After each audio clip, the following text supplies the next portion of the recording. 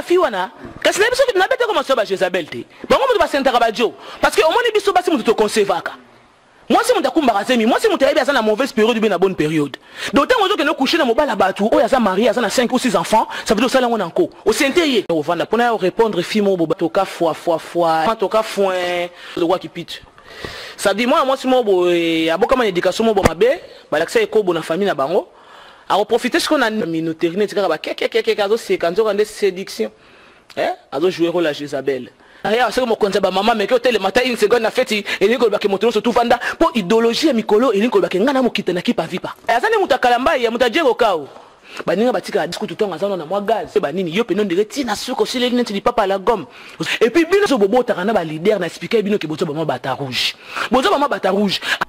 mais li bata rouge yo parce que bozo se met trouble dans ba couple la bato tant yo bimi déjà na leader o yebi ke azana moi sine na bana na ye pour ani ozo sente ba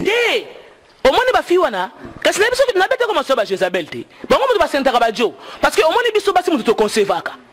moi si mutu kumba kasemi moi si mutu yebi asa na mauvaise période ou bien na bonne période d'autant que no coucher na mobala batu o yaza marié asa na 5 ou 6 enfants ça veut dire ça là on encore au senteye au moins ba fiwana kasi na biso na bete comme ça ba Jezabel te bango mutu basentaka bajo parce que au moins biso basi mutu to concevaka